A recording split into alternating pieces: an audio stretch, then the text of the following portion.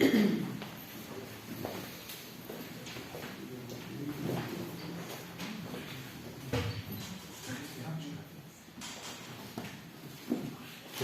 vous invite pour la lecture de ce matin, si vous voulez bien, à prendre Romains chapitre 12.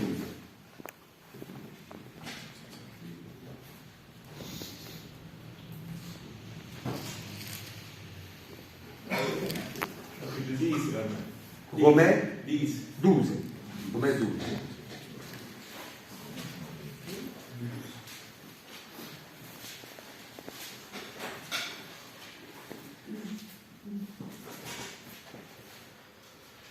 Je vous exhorte donc, frères, par la compassion de Dieu, à offrir vos corps comme un sacrifice vivant, saint, agréable à Dieu, ce qui sera de votre part un culte raisonnable.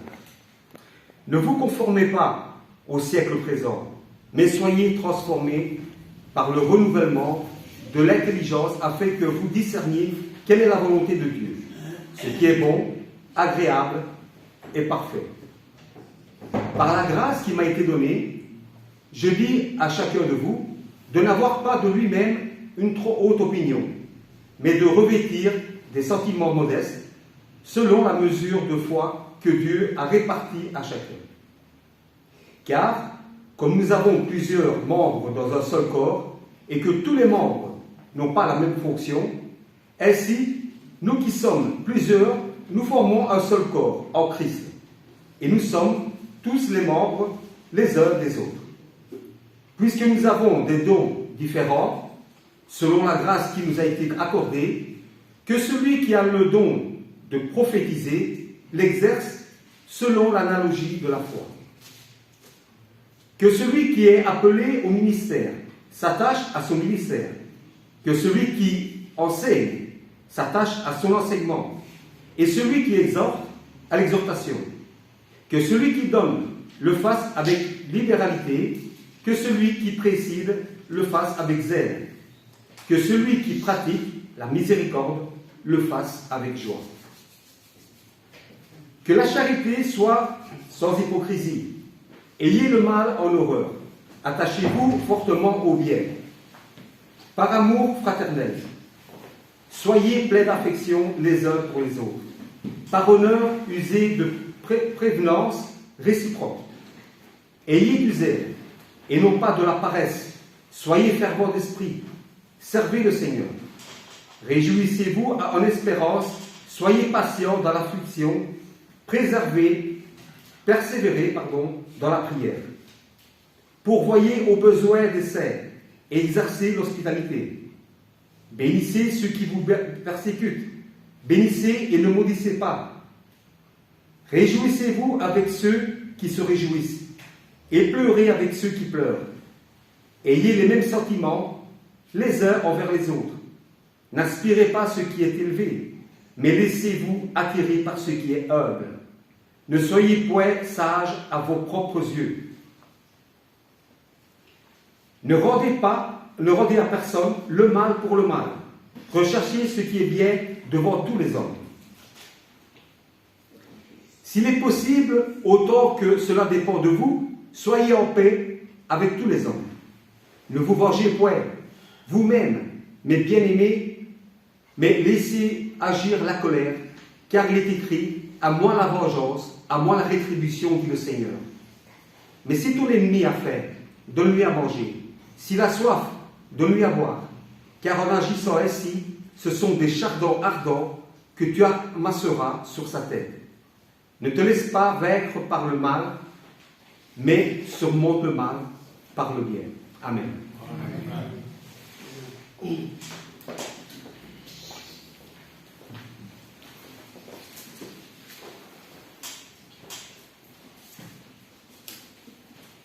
On va chanter le 87.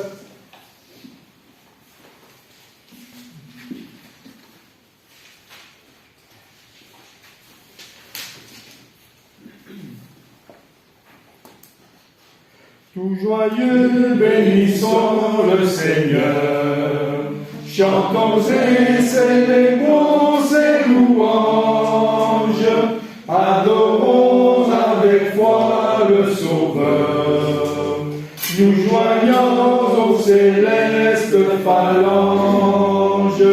Gloire à Dieu, gloire à Dieu, gloire à Dieu, que ce chant retentisse en tout lieu. Gloire à Dieu, que ce chant retentisse en tout lieu. Dieu dans son incomparable amour, du ciel envoya son Fils unique, et la terre et les cieux dans ce jour s'unissent pour chanter ce cantique. Gloire à Dieu, gloire à Dieu, gloire à Dieu, que ce chant retentisse en tout lieu. Gloire à Dieu, gloire à Dieu, que ce chant retentisse en tout lieu. Le châtiment qui produit la paix, Jésus-Christ l'a subi pour mon âme. Il voulut expier nos forfaits en mourant lui sur le bois infâme.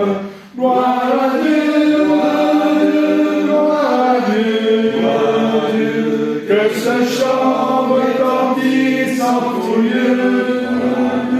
Gloire à Dieu, gloire à Dieu, que ce chant retentisse en tout lieu. Nous voulons en retour, mon Sauveur, t'aimer par-dessus toute autre chose. Forme ton amour dans notre cœur, et puis de chacun de nous dispose. Gloire à Dieu, gloire à Dieu, que ce chant retentisse en tout lieu. Gloire à Dieu, que ce chant retentisse en tout lieu. Et avant le repas du Seigneur, le 117.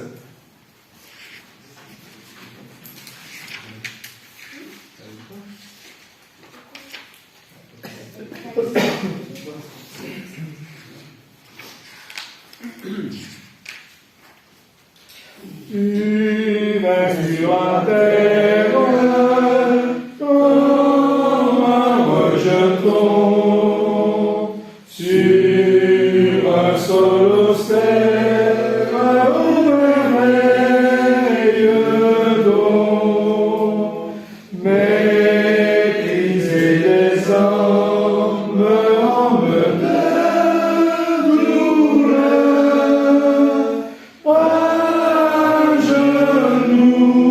Nous sommes à toi, grand vainqueur. Jésus, sauve-toi.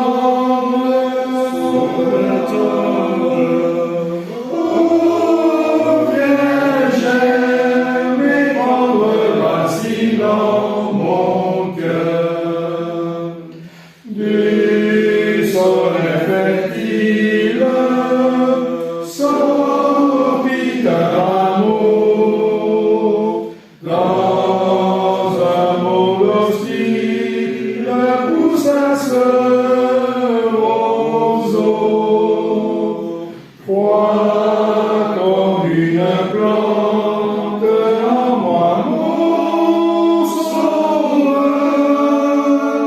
Ton amour supplante le désir pécheur.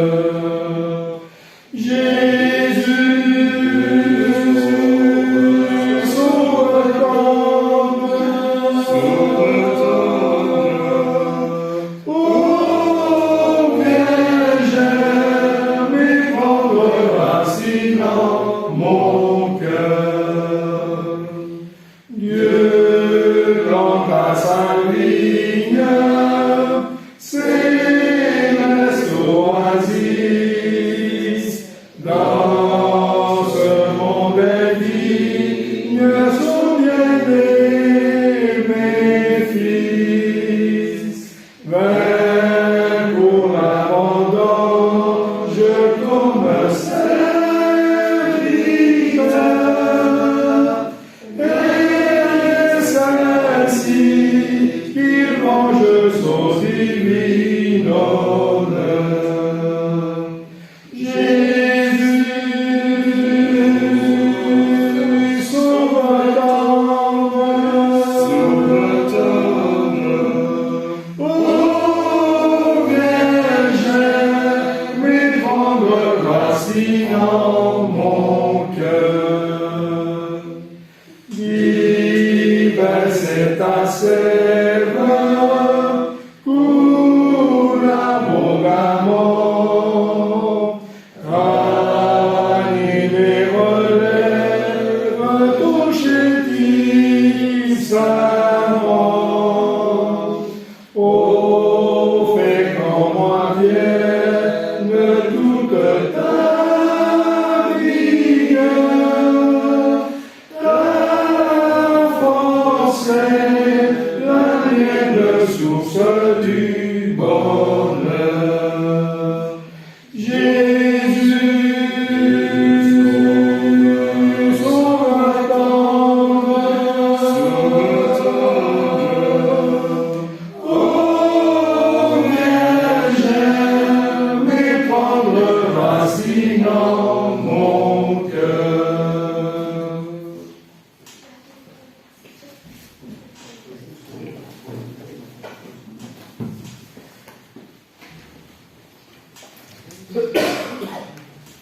Pour le repas du Seigneur, je vous invite à parler moi en Luc.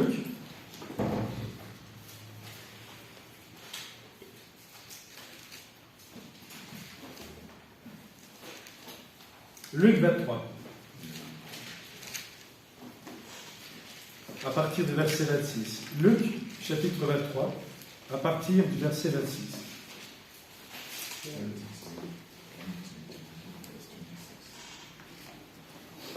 Comme il amenait, ils prirent un certain Simon de Cyrène, qui revenait des champs, et le chargèrent de la croix, pour qu'il la porte derrière Jésus. Ils étaient suivis d'une grande multitude de gens, du peuple, et de femmes qui se frappaient la poitrine, et se lamentaient sur lui. Jésus se tourna vers elle et dit, « Fille de Jérusalem, ne pleurez pas sur moi, mais pleurez sur vous et vos enfants. Car voici des jours viendront, où l'on dira, heureuses les stériles, heureuses les entrailles qui n'ont point enfanté, et les mamelles qui n'ont point allaité. Alors ils se mettront à dire aux montagnes, tombez sur nous, et aux collines, couvrez-nous. Car si on fait ces choses au bois vert, qu'arrivera-t-il au bois sec? On conduisait en même temps deux malfaiteurs qui devaient être mis à mort avec Jésus. Lorsqu'ils furent arrivés au lieu appelé Crâne, ils les crucifièrent là, ainsi que les deux malfaiteurs, l'un à droite, l'autre à gauche. Jésus dit, Père, pardonne-leur, car ils ne savent ce qu'ils font. Ils se partagèrent ses vêtements en tirant au sort. Et le peuple se tenait là et regardait. Les magistrats se moquaient de Jésus, disant, il a sauvé les autres, qu'il se sauve lui-même, s'il est le Christ, l'élu de Dieu. Les soldats aussi se moquaient de lui, s'approchant et lui présentant du vinaigre. Ils disaient, si tu es le roi des Juifs, sauve-toi toi-même. Il y avait au-dessus de lui cette inscription, celui-ci est le roi des Juifs. L'un des malfaiteurs crucifiés les jurait, disant, n'es-tu pas le Christ? Sauve-toi toi-même et sauve-nous. Mais l'autre le reprenait et disait, ne crains-tu pas Dieu, toi qui subis la même condamnation? Pour nous, c'est justice, car nous recevons ce qu'ont mérité nos crimes. Mais celui-ci n'a rien fait de mal. Et il dit à Jésus, souviens-toi de moi quand tu viendras dans ton règne. Jésus lui répondit, je te le dis en vérité, aujourd'hui tu seras avec moi dans le paradis. Il était déjà environ la 6e heure, et il y eut des ténèbres sur toute la terre, jusqu'à la 9e heure. Le soleil s'obscurcit, et le voile du temple se déchira par le milieu. Jésus s'écria d'une voix forte, Père, je remets mon esprit entre tes mains. Et en disant ces paroles, il expira. Le centenier, voyant ce qui était arrivé, glorifia Dieu et dit, certainement cet homme était juste.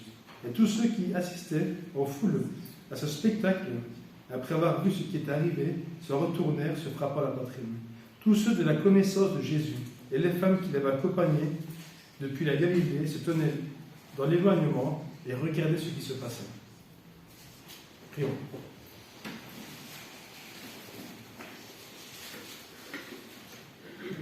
Père éternel céleste, nous voulons, Seigneur Tout-Puissant, à travers ces lectures, nous rappeler, Père, et bien, que ton Fils est mort pour des injustes, que ton Fils, qui lui était sans faute, qui était sans défaut, qui n'avait pas plus de fraude dans sa bouche, qui n'avait pas commis de péché, Père, eh bien, il est mort pour le contraire, il est mort pour des gens qui étaient pécheurs, qui étaient rebelles, qui étaient vulgaires, qui étaient méchants, Père, tout simplement. Pardonne-nous, Père, car nous étions de leur nom. Et pardonne-nous, Père, si encore aujourd'hui nous le sommes encore. Que nous puissions, Père, venir à toi avec cœur sincère, nous rappeler, Père, quelles sont les conséquences de nos actes. Et pourquoi ton Fils est mort à cause de nos faiblesses, à cause de nos péchés. Lui qui était sans faute a payé le prix, Père, de tous ceux, Père, y compris ceux qui l'ont maltraité, Père, qui se sont moqués de lui, qui l'ont craché au visage. Encore aujourd'hui, Père, parfois nous le sommes encore. Aide-nous, Père, à nous rappeler, Père, que c'est pour nous qu'il est mort. C'est pour nous, Père, qu'il a souffert. Et c'est pour nous, Père, qui n'a pas répondu, qui n'a pas été rebelle. Merci, Seigneur, car tu nous as tant aimés. Et c'est pour cet amour, Père, que tu nous as aimés, Père, le premier, que tu as envoyé ton Fils Jésus-Christ, pour nous sauver, Seigneur. Merci pour cette grâce. Nous voulons te dire merci, Père, pour ce repas. Ici, pour le pain qui représente son corps qui a été meurtri pour nous, Père. Nous voulons te rendre grâce, Père, pour ce pain qui représente son corps qui a été brisé, Seigneur. Merci.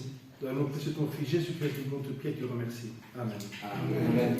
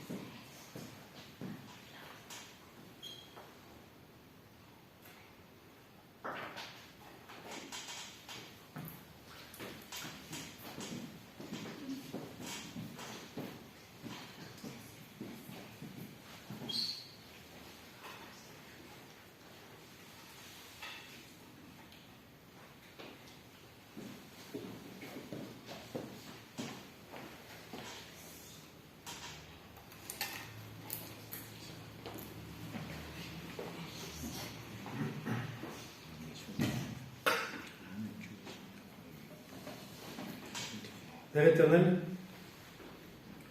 nous voudrions te remercier, Père, pour ce fruit de la vie qui représente le sol de ton Fils.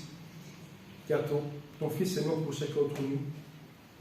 Son sang a été versé, Seigneur. Ce sang a été versé, Père, à cause de nos fautes. Mais malgré toutes ces choses, Père, eh bien, tu nous as aimés. Et c'est pour cela, Père, que tu as envoyé ton Fils Jésus-Christ. Afin que par lui, qui est mort pour nous, nous puissions aussi également vivre par lui, Seigneur, pour l'éternité. Pour cette grâce, Seigneur, que tu nous accordes, ce salut éternel, Père. Était ce chemin, Père, le moyen dans lequel venir à toi, qui était ton Fils Jésus-Christ. Merci, Seigneur, pour cette grâce. Et nous sommes encore ici, Père, à nous rappeler, Père, et si possible aussi, Père, nous rappeler le plus souvent possible, que c'est à cause de nos fautes, que nous puissions nous rappeler de ça chaque jour que tu fais, Père, et venir devant toi, Père, avec du discernement, et nous rappeler, Père, quelles sont les conséquences de nos actes. Merci pour cette grâce et pour l'amour que tu nous as témoigné, Père. Merci pour ce fruit de la vie qui a été versé pour nos fautes à nous, Père. Merci, Seigneur, pour cet amour. Dans le nom précieux de ton Fils, Jésus-Christ. Amen. Amen.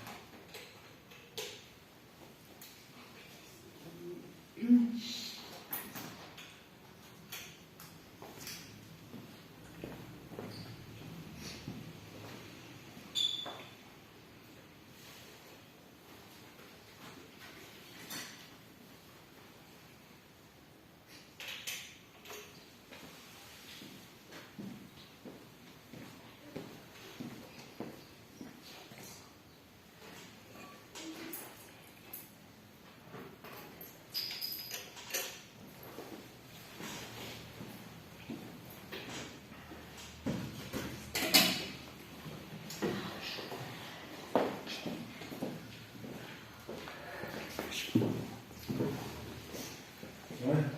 Je vous dis ça. Je vous dis que j'ai là. 186.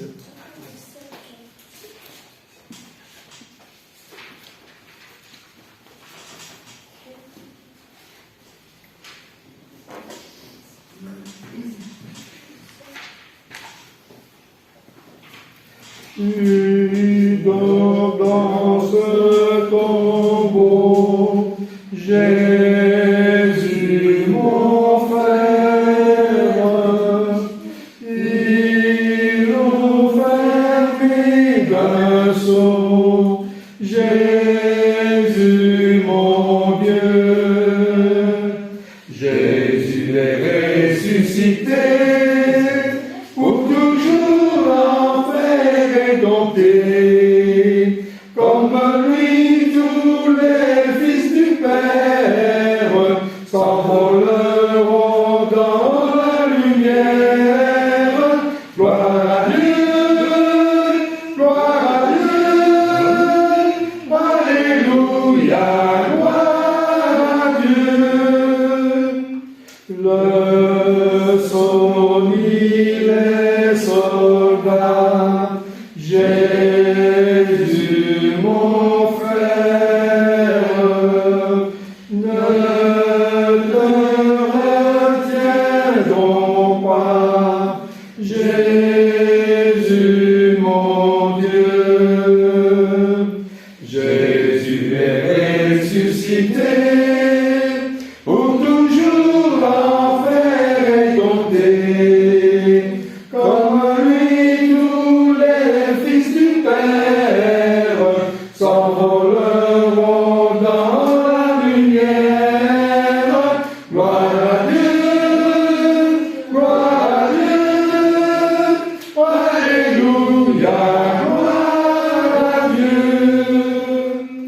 Tu brises sans effort, Jésus mon frère, les portes de la mort, Jésus mon Dieu,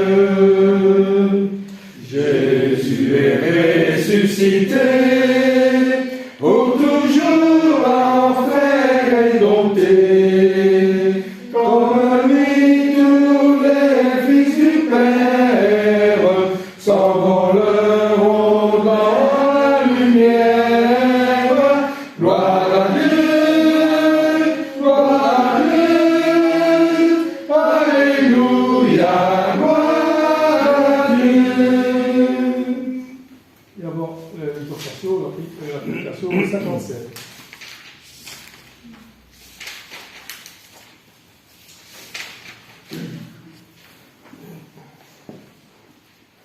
Ma richesse et ma gloire et ma félicité. Oh Jésus, c'est de croire que tu m'as racheté, rempli de confiance en toi, divin Sauveur. Je vis dans l'espérance et je marche sans peur. Rien d'autre que les souillures, rien ne guérit le cœur, sinon les meurtrissures et le sang du Sauveur. Oui, Jésus seul nous lave de toute iniquité et procure à l'esclave l'heureuse liberté. Oh, que toute la terre apporte grâce son Sauveur, ses péchés, sa misère, il fait grâce aux pécheurs. Son amour insondable lui fit quitter le ciel pour donner aux coupables un salut éternel.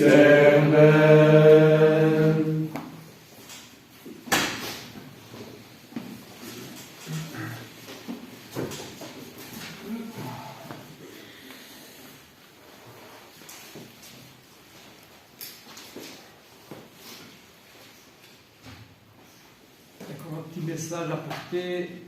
Richard a été doit être dans sa femme et des salutations pour tout le monde. Voilà, de la part de Brett, les salutations à tout le monde. Et à l'occasion, tu mettras aussi une salutation. Prions spécialement cette semaine pour les différentes opérations qui auront lieu. Je pense spécialement à la famille de Carmelo, ta petite fille et à ta femme, et on remet ça entre les mains de Dieu. Voilà. C'est la meilleure chose qu'on puisse faire, et en tout cas, on passera bien à vous dans notre prière. Oui. Dimanche prochain, il y a le premier dimanche du mois, donc on reste après pour manger ensemble. Ouais. C'est déjà mois d'avril. Ouais.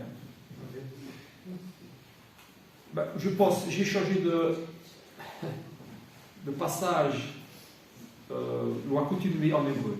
On n'a pas beaucoup avancé. Si, on a bien avancé en fait, mais pas dans la quantité de versets, c'est pas le but. Hein. Mais dans les langues, on va continuer un petit peu en présence de ceux qui veulent nous écouter. Donc, Hébreu chapitre 10. Donc ça va être une exhortation qui est un peu sur le pied levé, comme on dit, mais s'il y a des réflexions, ne vous gênez pas. On a vu Hébreu chapitre 10. Dans ce passage, qu'on a vu à partir de la deuxième partie du chapitre 10, et après avoir mis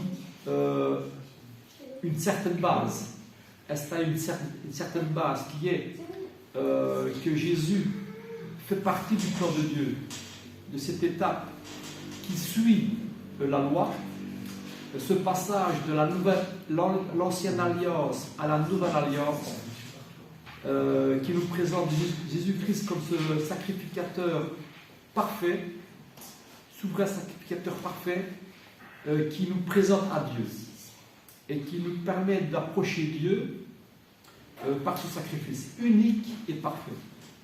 Et ça, il insiste bien, une fois pour toutes. Il est venu accomplir son ministère, ce qu'il avait à faire, et il est monté à la droite de Dieu. Une fois pour toutes, il insiste très fort, ça dans la première partie du chapitre 10, donc, qu'il est venu une fois pour toutes. Et il nous a, par son offrande, permis d'approcher et d'avoir cette espérance éternelle en Dieu. Et lorsqu'il reviendra, ce n'est pas pour continuer, non, c'est tout simplement pour venir chercher ceux qui ont cru en lui. Et ce sera, bien sûr, le jugement. Et donc, le thème et le tracas, pour une fois, de l'écrivain de cette épître, c'est de dire aux chrétiens, n'abandonnez pas. Ce mot abandonner, il est très présent dans l'épître. N'abandonnez pas votre espérance, votre foi, parce que c'est le beau choix. Il écrit à l'Église. Ce n'est pas une prédication qu'il fait, mais c'est un rappel. Déjà, vous avez fait le pas d'accepter Jésus-Christ comme sauveur, comme celui que Dieu a envoyé, et ce choix, il ne faut pas l'abandonner. Parce que si vous abandonnez Dieu, Jésus-Christ, pardon, eh bien, vous abandonnez Dieu, tout simplement, parce que c'est le plan de Dieu. Et donc, c'est une exhortation à la fermeté, à la fidélité et à la confiance. Dieu ne change pas. Dieu est fidèle, alors vous aussi ne changez pas et soyez fidèles.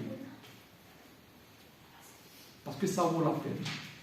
C'est une exhortation qui est valable non seulement pour nos frères ici il y a 2000 ans, mais pour nous aussi, et pour demain aussi, jusqu'à ce que Dieu revienne. Parce qu'il est monté à la droite de Dieu, et lorsqu'il reviendra, c'est pour venir nous chercher. N'abandonnez pas. Et ce verset 19 qui dit que ainsi donc, frères, puisque nous avons au moyen du sang de Jésus une libre entrée dans le sanctuaire par la route nouvelle vivante qu'il a inaugurée pour nous au travers du voile, c'est-à-dire de sa chair. Ce voile qu'on a vu aussi il y a quelques semaines et qui représente la mort de Jésus-Christ, eh bien, ce voile s'est déchiré, qui nous a permis d'avoir accès au lieu très saint. Et ça, c'est l'image de la présence de Dieu. Il était impossible avant d'y avoir accès. Maintenant, le sang de Christ nous a permis d'entrer et d'être en présence de Dieu. C'est ça l'image un petit peu de ce voile. Donc, n'abandonnez pas. C'est un mot qu'on a vu, un verbe qu'on a vu avant et qu'on verra pour après dans les chapitres suivants de l'Épître aux Hébreux. C'est moi le thème principal, le fil conducteur du livre. N'abandonnez pas. Et dans le verset 22 à 25 du chapitre 10 qu'on a vu ce matin, qu'on a commencé à voir, il y a ce premier verset. Pour aller étape par étape, il dit, donc si vous avez compris ces choses, si vous avez accepté ces choses, si vous prétendez respecter l'autorité de Dieu et rechercher cette grâce qu'il offre, eh bien, approchons-nous avec un cœur sincère dans la plénitude de la foi. Des cœurs purifiés d'une mauvaise conscience et le corps lavé d'une eau pure. Et ça, on l'a vu ce matin. Approchons-nous avec un cœur sincère. Alors, on dit, mais pourtant, ça s'adresse à l'Église. Est-ce qu'il faut encore s'approcher? Ben oui, il faut toujours s'approcher. Jamais on peut dire maintenant j'ai atteint et j'ai une foi parfaite, il n'y a plus de danger. Eh bien oui, il y a un danger tous les jours de chuter et de stagner même. Et nous avons toujours à avancer dans notre foi, à grandir dans la foi. Il y a un passage qui a été lu dans la lecture, Romains chapitre 12. Et dans le verset 2, il y a, et ça à l'Église. Et qu'est-ce qu'il dit en acte en Romains, pardon. Il dit au verset 2, je vais lire juste le verset 2, il s'adresse aux chrétiens de Rome. Ne vous conformez pas au siècle présent, mais soyez transformés par le renouvellement de l'intelligence, afin que vous discerniez quelle est la volonté de Dieu, ce qui est bon, agréable et parfait. Et il s'adresse à des chrétiens ici. Il ne veut pas dire maintenant vous êtes chrétien, vous avez été baptisé, vous avez tout ce qu'il faut, maintenant voilà, vous pouvez relâcher la... Non. Soyez renouvelés, je prends le verset, soyez transformés par le renouvellement de l'intelligence. Ne vous conformez pas au siècle présent, parce que c'est le danger, bien sûr, de se conformer au siècle présent. En hébreu, c'était ça le danger. Le danger, c'est de se reconformer au siècle présent, parce qu'on allait échapper aux persécutions comme ça, aux critiques, à tout ce qui était le prix à payer pour rester fidèle, pour être appelé chrétien. Et si on se conformait au siècle présent, c'était terminé. On n'a plus de problème. Il n'y a plus de danger. Et il dit ici, soyez renouvelés par... soyez transformés par le renouvellement de l'intelligence. Et maintenant, on ne peut persécuter. Mais non, on a encore besoin, chaque jour aujourd'hui, de ne pas se conformer au siècle présent, parce qu'en général, la sagesse humaine est souvent contraire même à la sagesse de Dieu. Elle est rarement compatible. On a besoin de se conformer aux règles de Dieu. ne vous conformez pas au siècle présent. Mais soyez transformés pour savoir ce qui est bon, agréable et parfait. Ce qui est bon, agréable et parfait. On pourrait dire ce qui est bon et mauvais, presque. Ce qui est vrai et ce qui est faux. Alors bon, mais ce qui est vrai pour toi est faux pour moi, et ce qui est faux pour moi est vrai pour toi. C'est quoi qui nous met dans une discussion positive et constructive? Eh bien, c'est de choisir la même autorité.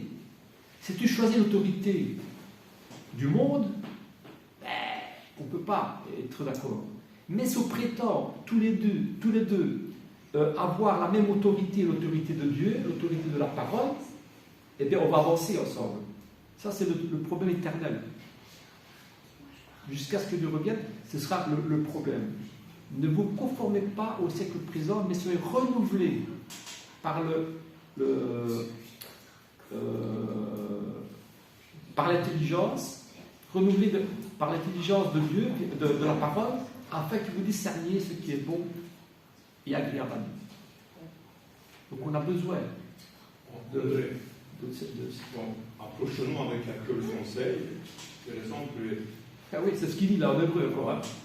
Avant que si je ne connais pas et que je m'approche, mais les jours que je connais, et je refuse, ce n'est pas que le sincère. Ça, c'est valable dans toutes les choses. Voilà. L'apôtre Paul, il était sincère. Il avait une conscience pure, il s'écoutait l'église. Mais quand il l'a connu, il l'a diffusé, il a pu en Je ne gardais plus ni la chair ni le sang, mais j'ai choisi la vérité, ma conscience qui était guidée et éduquée par la parole. Quand tu fais notre adversaire en personne, qui croit par exemple, je dis une chose, il croit que Jésus c'est le Père, mais la discussion, peut-être qu'il est sincère, mais une fois que tu le fais connaître et il refuse, il n'est plus sincère. Oui. Voilà. Donc, être fidèle à la parole et à notre conscience. Lorsqu'on a compris justement, et on connaît la parole. Ça, c'est une condition première pour toute discussion finalement, pas seulement pour la parole. Hein. À partir du moment où n'importe quelle discussion, mais qu'il y a une autorité qu'on prétend respecter, on va tomber d'accord normalement. Normalement, si on est fidèle à notre conscience. Et ici, l'autorité, c'est la parole de Dieu. Malheureusement, aussi la confusion. Parce qu'on ne respecte pas ce verset-là. Si tout le monde respecte ce verset-là, par rapport à l'autorité qui est la parole, normalement, il y aurait une église. Il y a une église, mais il y aurait une unité, je dirais. Il y aurait une unité. Donc, verset, approchons-nous avec un cœur sincère, dans la plénitude de la foi, des cœurs purifiés d'une mauvaise conscience, et le corps lavé d'une eau pure. Ça, c'est la première chose. Et puis, il continue dans cette exhortation à la fidélité. Il dit, mais il n'y a pas que ça. Il y a aussi de retenir fermement la profession de notre espérance, car celui qui a la promesse est fidèle. Là oui, on a fait le pas, vous êtes des chrétiens, exhortation à rester fidèle, bien sûr. Ne pas seulement connaître ce qu'il faut faire, mais d'être fidèle à ce que nous apprenons de la parole de Dieu, de la bouche de Dieu. Donc, approchons-nous et restons fidèles. Retenir fermement la profession de notre espérance. Lorsqu'on a été baptisé, nous savons que nous avons une profession de foi. Hein? De reconnaître Jésus-Christ, justement, c'était le danger en hébreu, de reconnaître Jésus-Christ comme le Fils de Dieu, comme l'envoyé de Dieu, comme le Messie, et de s'engager finalement dans cette reconnaissance. Et comme il annonçait justement l'autorité, ce que Dieu avait à nous dire, voilà, c'est là qu'on comprend que la fidélité en Jésus-Christ doit être synonyme de fidélité à Dieu. Et inversement, on ne peut pas dire je vais suivre Jésus-Christ, mais je vais rejeter Dieu. Ou inversement, je vais suivre Jésus-Christ, mais je rejette, je vais être fidèle à Dieu, mais je vais rejeter Jésus-Christ. On rejette alors tout. On prend le pack tout, comme on dit. Donc retenons fermement cette vérité et la promesse qu'on a faite. Parce que Dieu est fidèle, mais il veut que nous soyons fidèles. Et puis, il y a toute cette vie dans l'Église qui fait qu'on ne peut pas non plus, par la connaissance de l'amour que Dieu a eu pour nous, ne pas avoir une reconnaissance de ça, ne pas aimer aussi notre prochain et à plus forte raison nos frères et sœurs. Et lorsqu'on aime son frère et sa sœur, je pense qu'on veille sur son frère et sa sœur. Et ça, c'est peut-être une lacune aussi, qui est un sujet qu'on doit grandir dans ce sujet-là. Et c'est pour ça il est au verset 24, « Veillons les uns sur les autres pour nous exciter à la charité et aux bonnes œuvres. » Alors là, on pourrait prendre des versets qui parlent de cette foi et de ces bonnes œuvres. Et on sait qu'une foi sans les œuvres, ça ne vaut pas grand-chose. Hein? Et puis il y a des œuvres qui ne sont pas fondées sur la foi. C'est pas non plus bon. Oui, il y a aussi des bonnes œuvres, qui ne sont pas fondées sur la foi. Mais l'idéal, c'est d'avoir une foi sur l'autorité de Dieu qui produit. Et ça, c'est une foi vivante. C'est le figuier qui porte des fruits, l'arbre qui porte des fruits. C'est pas seulement des belles feuilles, mais des feuilles, un arbre qui porte des fruits. C'est ça, le chrétien qui, bien attaché, le mot serment par rapport au cep, mais il faut qu'il porte aussi des fruits. Et c'est ça l'image du verset 24. Veillons les uns sur les autres pour nous exciter à la charité et aux bonnes œuvres. Et alors, c'est le principal, n'abandonnez pas votre assemblée comme c'est la coutume de quelques-uns. Et ouais, aujourd'hui, vous pourrez répéter ce verset-là. N'abandonnons pas notre assurance et n'abandonnons pas notre assemblée comme c'est la coutume de quelques-uns. Et je pense que ce sera jusqu'à la fin, malheureusement. Il y a des personnes qui ont fait le pas de venir écouter la parole de Dieu, l'autorité. Ils ont même fait le pas d'être baptisés, de faire cet engagement, et puis qui se sont retirés, malheureusement. Et aussi que c'est encore plus difficile après de revenir, lorsqu'on a malheureusement fait ce pas-là. J'espère que jamais nous ferons ça, j'espère, quelles que soient les difficultés, même les épreuves, etc., les situations, mais que jamais on fera ce pas-là. Parce que ça, il termine par ça. N'abandonnez pas votre assemblée comme c'est la coutume de quelques-uns. Parce que l'image d'abandonner son assemblée, ça c'est l'image d'abandonner l'Église, tout simplement. L'Église dont Jésus-Christ est la pierre angulaire et qui est le bâtiment, je n'aime pas dire le bâtiment, mais je vais le dire, le bâtiment où sont rassemblés les fils de Dieu. La famille de Dieu, voilà. On pourrait dire ça aussi. Le bâtiment où est rassemblée la famille de Dieu. Ce sont en fait la famille de Dieu. Mais exhortons-nous réciproquement, parce que le temps viendra où Jésus-Christ va venir, il est assis à la droite de Dieu. Mais lorsqu'il reviendra, ce n'est pas pour faire encore un millénaire et tout ce qu'on peut faire, tout ce qu'on peut inventer, mais c'est pour venir rechercher, mais pas seulement rechercher le ciel, mais ce sera le moment où on fera la moisson. Hein? Parce que, et c'est là qu'à partir du verset 26, c'est une mise en garde. Et vraiment, l'épistolier ici, il a un plan, lorsqu'on analyse bien ce texte, il a un plan dans sa tête. Là, je vais parler de ça, la suite, je vais parler de ça, et puis il a parlé de cette mise en garde, et puis maintenant, il va dire, si maintenant, malgré tout, on abandonne Jésus-Christ, verset 26, car si nous péchons volontairement, et là on revient au cas de Paul, on peut pécher dans l'ignorance. On peut pécher dans l'ignorance. Et peut-être on l'a fait aussi. On a péché dans l'ignorance. Mais normalement, lorsqu'on a connu la vérité, alors là, c'est un péché volontaire. Et ça change tout. Ça change tout. Paul, lorsqu'il a agi, il a péché par ignorance, il a même avoué. J'ai même persécuté, j'ai fait mourir des personnes, des frères, à cause de mon ignorance. Mais lorsque je ne veux plus agir ainsi, lorsque j'ai connu la vérité, eh bien moi aussi j'ai changé. Je ne voulais plus pécher par ignorance. Maintenant, je n'ai plus l'ignorance. Maintenant, si je pêche volontairement. Verset 26. Parce que, après avoir reçu la connaissance de la vérité, il ne reste plus de sacrifice pour le péché. Jésus, il est venu pour ceux qui péchaient par ignorance. Il dit, je suis venu non pas pour les personnes qui n'ont pas besoin de médecin, je suis venu pour ceux qui sont malades. Et ça, c'est l'image de ceux qui agissent par ignorance.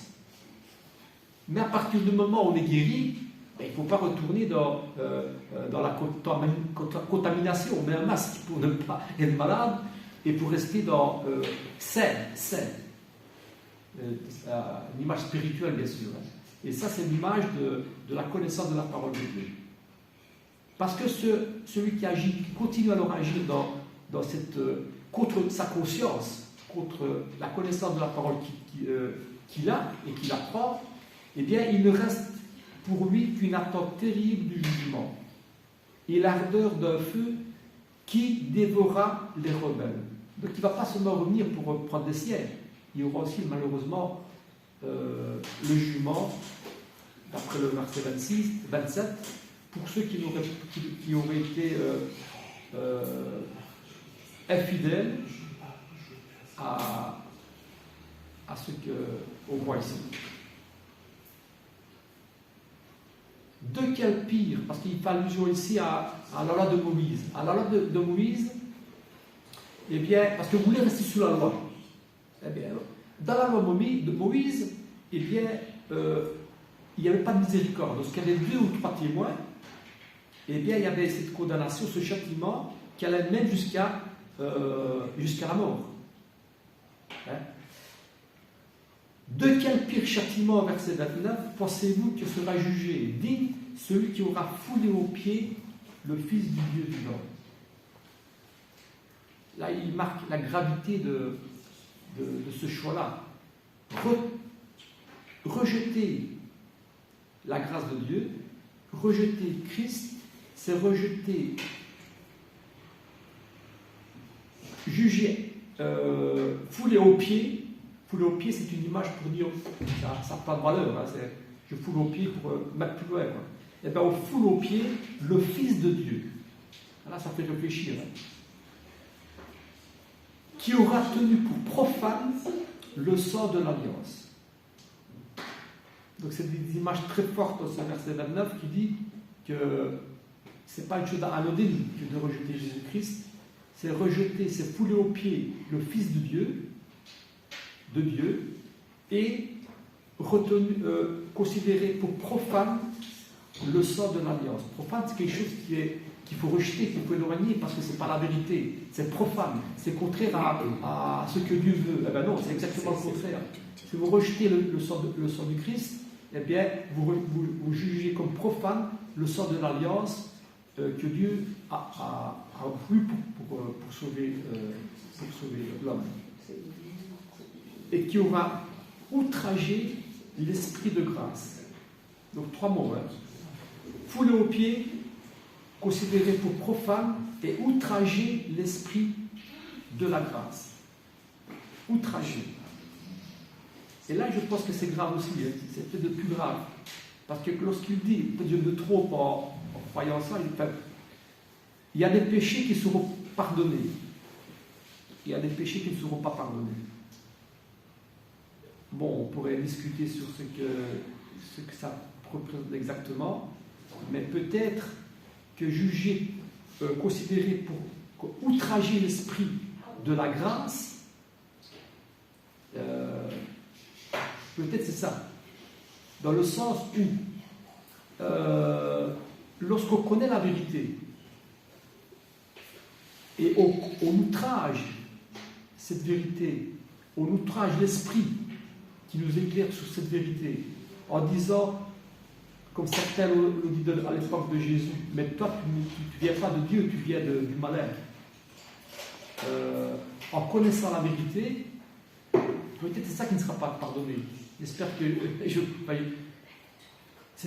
c'est des choses très très fortes qui sont présentées dans ce verset 29 pour dire faites attention parce que en rejetant le Dieu, Jésus-Christ normalement, vous rejetez Dieu.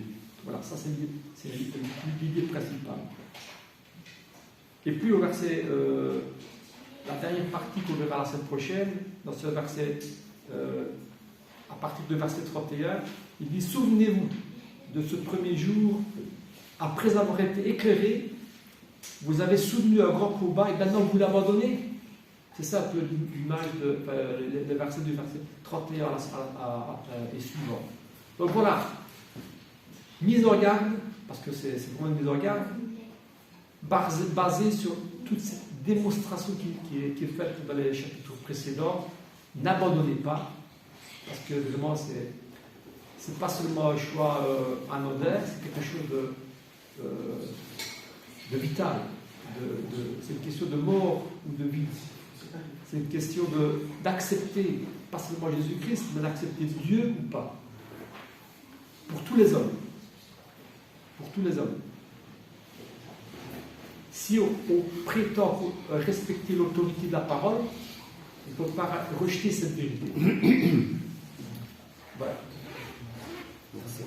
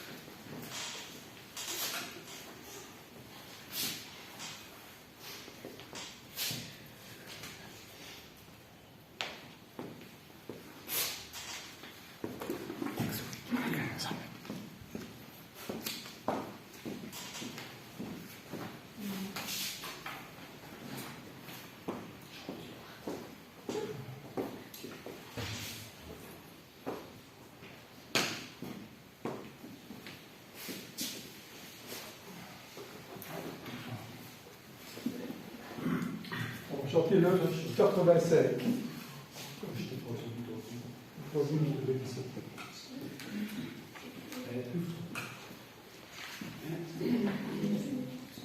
Mon Dieu, nous te bénissons, nous célébrons tes louanges, Éternel, nous t'exaltons, de concert avec les anges, et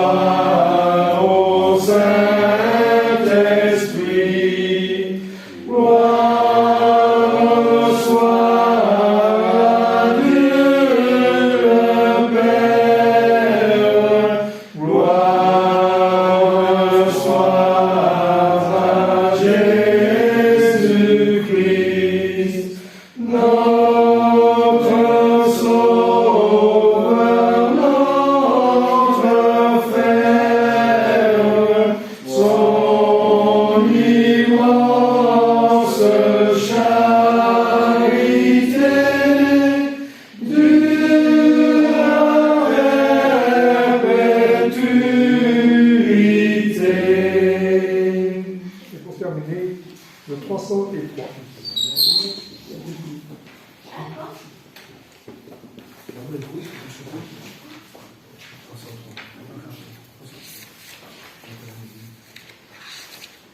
Les peurs, les plaintes, les peurs, les craintes, Dieu l'a promis ne seront plus. Je veux renaître, mon vœu c'est d'être au ciel toujours avec Jésus. Bonheur, vers cette cime, je tourne mes yeux éblouis. Les pleurs, les peurs, les craintes ne seront plus, Dieu l'a promis. Le deuil, les âmes, l'orgueil, les âmes seront bannis à tout jamais. Ami, viens vite, Dieu qui t'invite, t'offre une place en son palais. Bonheur, vers cette cime, je tourne mes yeux éblouis. Les pleurs, les peurs, les craintes ne seront plus, Dieu l'a promis. La paix sans ombre, bienfait sans nombre, Dieu les promet à son enfant. Bientôt victoire, là-haut la gloire, en lui ce bonheur nous attend. Bonheur, vers cette cime, je tourne mes yeux éblouis. Les pleurs, les peurs, les craintes ne seront plus, de la promis.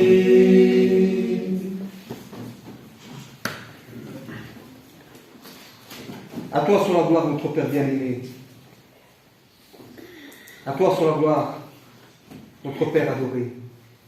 Béni soit ton Fils bien-aimé Jésus-Christ, ainsi que le Saint-Esprit. Nous te remercions, notre Père bien-aimé. Nous te remercions pour cette grâce que tu nous donnes, pour ce plaisir, notre Père, d'être ensemble, ici afin de partager ta parole, notre Père, afin de partager le culte entre frères et sœurs, et également le repas, qui est le sacrifice de ton Fils Jésus-Christ. Nous te remercions, notre Père, et nous te demandons de nous aider à grandir avec un cœur sincère, notre Père, dans ta sainte parole. Nous te remercions, notre Père, pour le pain que tu nous donnes chaque jour, et également pour ce pain spirituel, car nous en avons besoin, notre Père. Nous devons nous solidifier et toujours grandir et être plus forts, afin de pouvoir apporter toujours cette pierre à l'édifice. Nous te remercions, notre Père, pour veiller sur chacun d'entre nous. Nous te prions pour nos frères et sœurs qui sont absents. Nous te prions pour notre sœur Hélène, afin que tu puisses continuer à l'aider. Également pour notre sœur Conforte. Tu connais très bien son problème, notre Père. Nous te prions aussi pour notre sœur Tracy, ses enfants, afin que tu puisses continuer à l'encourager. Également pour notre frère Brent. Nous demandons de lui apporter beaucoup de force et beaucoup de courage suite à ce qui est arrivé à son frère. Nous te remercions, notre Père, afin que tu puisses prendre aussi soin de nos proches. Car tu connais que nous avons tous des problèmes dans nos familles, notre Père. Et nous te demandons de nous aider. Et nous avons confiance en toi, parce que tu es un Dieu d'amour. Tu es un Dieu puissant, et tu n'abandonnes jamais tes enfants. Nous t'en remercions, et nous te rendons grâce, notre Père bien-aimé. Nous te prions également pour tout ce qui se passe dans le monde, de tout ce qui se passe, notre Père, avec les guerres qu'il y a, avec les personnes vulnérables qui souffrent, pour tous ces enfants qui sont abandonnés, également pour les personnes vulnérables, aux personnes handicapées, les personnes âgées qui souffrent, par les guerres, par les famines, par les persécutions. Nous te demandons, notre Père, d'être auprès d'eux, que ta volonté soit faite, notre Père. Merci de nous avoir envoyé ton Fils unique, notre frère bien-aimé, qui est cette lumière, en qui nous pouvons nous rassurer, notre Père. Et nous te demandons également de nous aussi être cette lumière dans le monde, bien que nous sommes faits par moments, et nous te demandons pardon. Et nous te demandons, notre Père, de nous aider à garder cette identité qui est celle du chrétien. À toi soit la gloire, notre Père bien-aimé. Et c'est au nom de ton Fils bien-aimé Jésus-Christ que nous te prions et remercions. Amen. Amen.